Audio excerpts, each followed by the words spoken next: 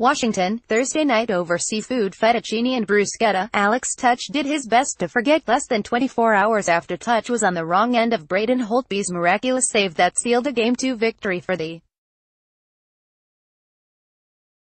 Capitals in the Stanley Cup Final. The Golden Knights forward was sitting in Sequoia, a restaurant in downtown D.C., with Sam Annas, a Potomac native who was Tuch's roommate when both forwards played for the Iowa Wild last season.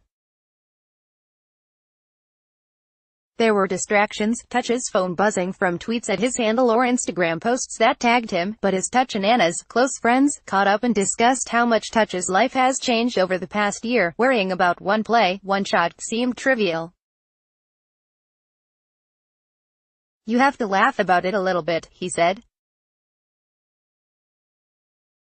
"If you can't laugh about it, then you're not going to be a good hockey player, because things like that are going to happen all the time. For every game-changing highlight, every play that goes viral and creates a moment that gets replayed over and over again, there's a hero, Holtby, and, in this case, a loser, Tuch. But Tuch isn't even taking the moment in stride, as he stood in the locker room of Capital One Arena on Friday, a day before he and the Golden Knights will play Game 3 against the Washington Capitals. Tuch said he was over the play. "I just have to forget it. It happened, I've seen worse, I've seen better," he said. "I know it's a different game if I put that in, but you never know the outcome. They could have won in overtime, they could have won it at the end of the game. I just have to forget about it and move on to Game 3. More on Braden Holtby, the save, and prayers answered in Game 2. Forgetting has been part of what's made Tuch so successful in Las Vegas this season. A first-round pick selected No. 18 in the 2014 NHL Draft by the Minnesota Wild. Tuch was one of the misfits cast away to the Golden Knights to become a part of their burgeoning army. In reality, though, Tuch was anything but a misfit. With 2 seasons in Ann Arbor with the United States National Development Program, a high-profile recruitment by Boston College, and productive collegiate seasons, Tuch was pegged as part of the Wild's future plans. When those plans became too crowded, though, Tuch, at 21 years old with 6 games of NHL experience, was a piece used by the Wild in an expansion draft deal, ending his short-lived career in Minnesota. "I knew they were in a tough situation, so I hold no grudges against them, but when I heard I was coming to Vegas I was pretty excited, honestly," he said. "That idea that you're coming to Vegas, and that expansion draft, and being a part of history, the first professional team in Vegas, it was just a really special time for my family and I was really excited." One of Tuch's first moments in the spotlight came during the Wild's development camp in summer 2015.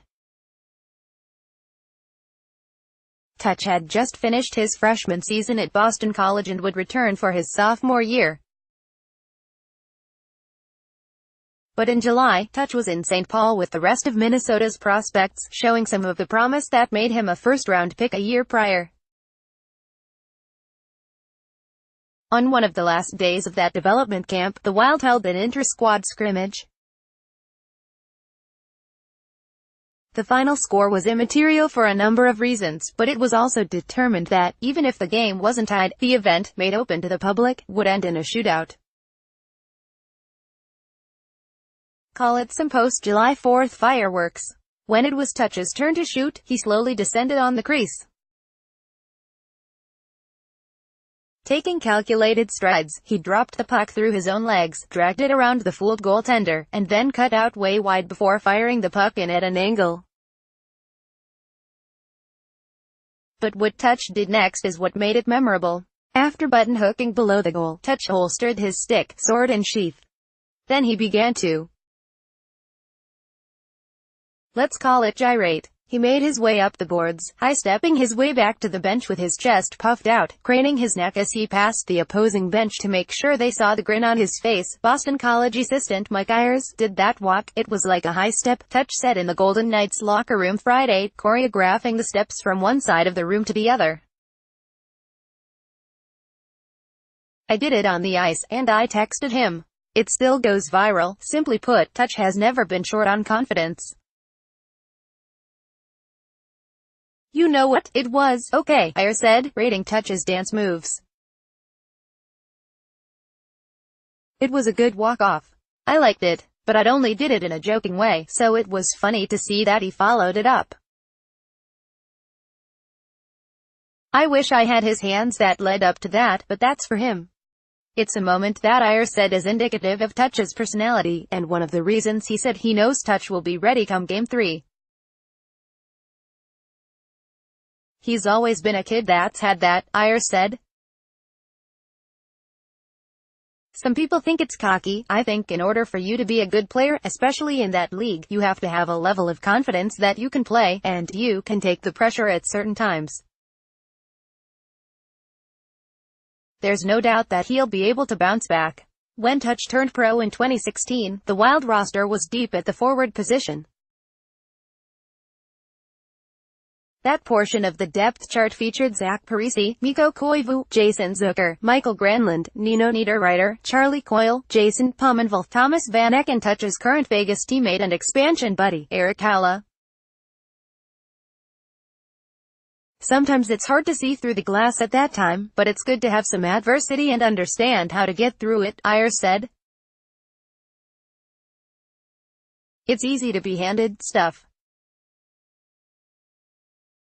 For Alex, he had to work for it a little bit, so with spots hard to come by, and Tuch battling an injury, he spent the majority of his first professional year in Iowa.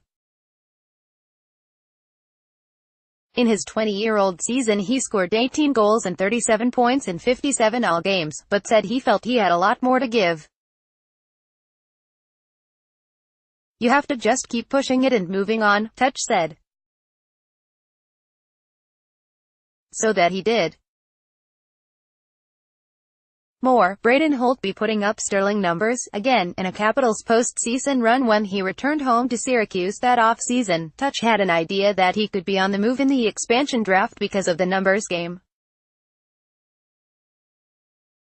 Wherever he was, Tuch's goal was to make an NHL opening night roster that October. He worked with skating coach Francois Method to improve his foot speed. He was regularly in Stride's gym, adding muscle mass to his 6'4" frame. I just wanted to come in, and my one main concern was just trying to make this team, Tuch said. I came up short a little bit. When the final cuts were made, Tuch was sent to All Chicago, where he spent 3 games before finding himself back in Vegas. Perhaps Tuch really had outgrown the minors. In those 3 games, he scored 4 goals and added an assist. The numbers followed in the NHL. Playing in the Golden Knights' top 6, Tuch scored 15 goals and 37 points in 78 games. I haven't really been too worried about production or anything like that, Tuch said. I didn't think about it. I didn't know it was going to happen. I'm not surprised. I'm not surprised. I'm just really excited to be here. It's been a really fun year so far. The postseason has been much of the same, though. In his first Stanley Cup playoff experience, Tuch has 6 goals in Vegas' 17-game run. He's such a big kid, and he skates so well for a big kid, and that's an overlooked thing for him, Iyer said. So it was just a matter of time, and at the NHL level, it's all about opportunity. In Minnesota he wasn't getting the chances and the looks that he expected. Fortunately for him, he was able to get to Vegas and have a big impact. Of course, it's the one he didn't score in Game 2 that everyone's talking about.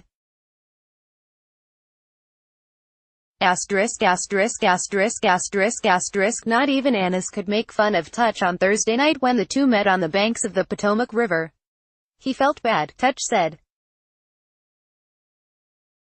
Being a hockey player, especially an offensive player like him, you know that sometimes that happens and you miss that big opportunity, and you miss that wide open net, and you just have to move on and forget about it.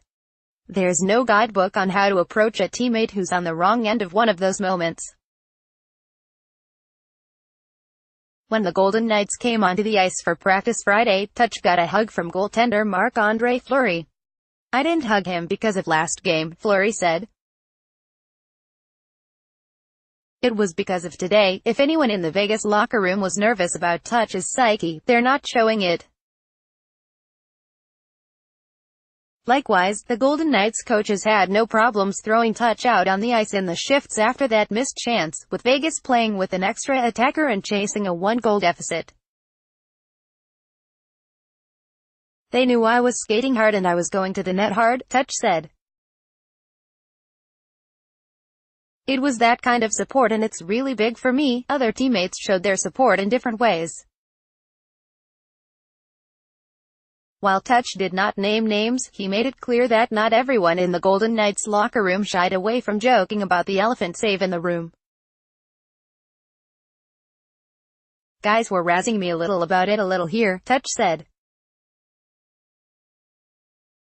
"Anyone would say it's constructive criticism. In a sense, that can be therapeutic for Tuch." In his first Stanley Cup Final, Tuch said he thought the nerves got to him a bit in Game 1, before an even kilter Game 2.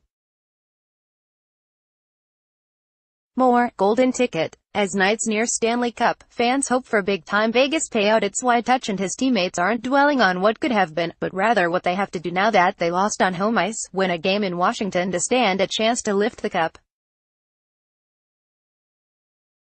"What did he do wrong Wednesday?" head coach Gerard Gallant asked. "No, he didn't let the team down. He's a 22-year-old kid I really like who had an outstanding playoffs." Fleury and James Neal both pulled Tuch aside and talked to him after Game 2. "The message, just don't worry about it," Fleury said.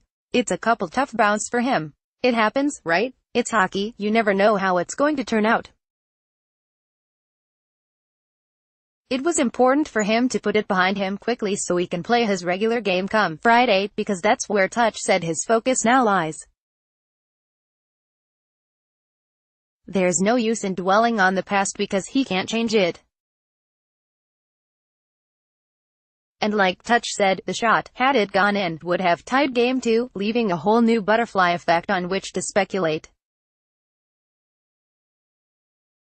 All that's left for him to do is move on, something Tuch has done well over the past year of his career. No nightmares, it's fine," Tuch said. "There's a lot of hockey left to play. Maybe I'll get Holtby back Friday night.